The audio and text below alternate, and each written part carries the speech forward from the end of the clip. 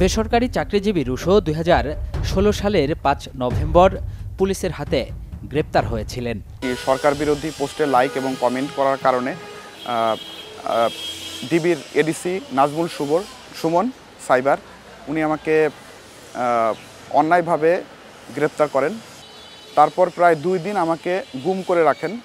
তারপর বিভিন্নভাবে উনি আমাকে স্বীকারোক্তিমূলক জবানবন্দি আদায়ের চেষ্টা করেন, কিন্তু আসলে মূলত আমাকে যে কারণে উনি অ্যারেস্ট করছেন তার কোনোটাই আমি ছিলাম না। সেদিন মধ্যরাতে গ্রামের বাড়ি থেকে আটক হন বেসরকারি বিশ্ববিদ্যালয়ের শিক্ষার্থী রুশো। ছাত্র জেনেও পুলিশ তাকে করুণা করেনি। উল্টো আইসিটি আইনের মামলায় জামিনে মুক্তি পেয়ে বেরিয়ে এসে দেখেন সোশ্যাল মিডিয়ার ভিন্ন এক চিত্র। আমি আসার পরে ওনার যে ফেসবুক প্রোফাইলটা আমি এটা দেখলাম, দেখার পরে দেখি যে উনি আমাদেরকে যে অ্যারেস্ট করছে এটা গর্ব করে প্রচার করতেছে, এবং ওনার একটা ইয়া ছিল যে উনি কাউকে কোনো আসামিকে গ্রেপ্তার করলে সাথে সাথে উনি পার্টি দিত, ট্রিট দিত, বিভিন্ন সহকর্মীদের বিভিন্নদের ট্রিট দিত, মানে একটা পৈশাচিক খেলা, একটা পৈশাচিক অবস্থা। তারপর উনি বিভিন্ন এমনভাবে ফেসবুকে পোস্ট দিত, এখন ওনার আইডি, ওনার হোয়াটসঅ্যাপ সবই ডিলেক্ট, উনি সবই ডিঅ্যাক্টিভেট করে দিয়েছেন এই 5ই আগস্টের পরে। মানে উনি এক কথা, একটা দানবের কাছে তো মানবতা বলতে কিছু থাকে না, উনি হচ্ছে সেই দানব। রুশোর অভিযোগ আলোচিত গোয়েন্দা কর্মকর্তা নাজমুল ইসলাম সুমনের বিরুদ্ধে, যিনি দীর্ঘদিন ডিএমপির সাইবার ক্রাইম ইনভেস্টিগেশন বিভাগে অতিরিক্ত উপপুলিশ কমিশনার, পরবর্তীতে ডিসি হিসেবে দায়িত্ব পালন করেছেন। সম্প্রতি তাকে বরিশালে ওএসডি করে বদলি করা হয়।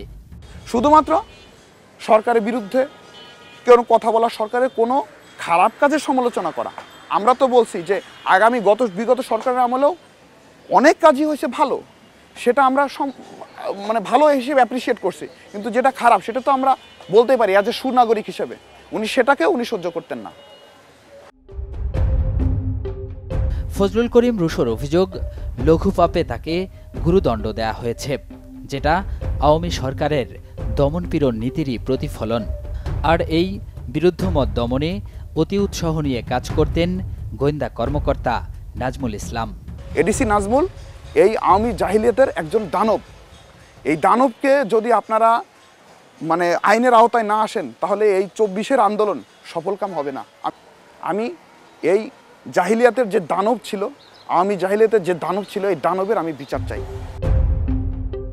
চার্জশিটে রুশোর মামলাটিতে পর্নোগ্রাফি আইন সংযুক্ত করে পুলিশ। 8 বছর পর সেই মামলা থেকে খালাস পেয়েছেন ঠিকই, কিন্তু ভুলতে পারেননি যন্ত্রণা।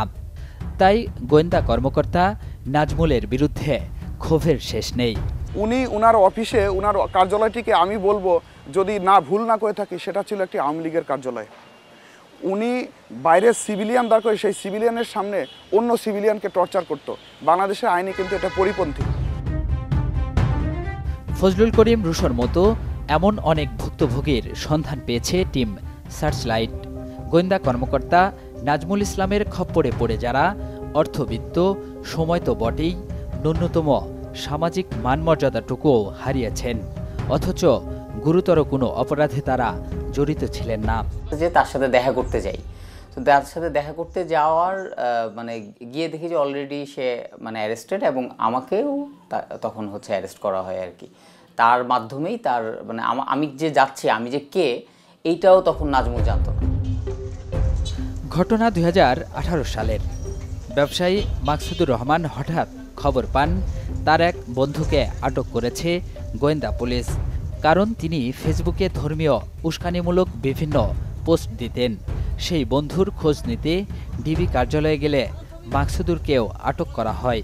যেমন জঙ্গিবাদের যে ট্যাগটা তারা দেয়, যে আমি একটা জঙ্গিবাদী কথা বলছি, কেন বললি তুই জঙ্গিবাদী কথা, এবার তোরে মারি, কোনো কথা নেই। ওইখানে যাওয়ার পরে হইতেছে যে 1 ডোজ দিয়ে দেয়, মানে বাসুরাতে বিড়াল মালা যেটাকে বলে, ওরা মনে ওইটা করে আর কি, যে মানে প্রথমেই আপনার ভিতরে একটা ভয় ঢুকে দিবে।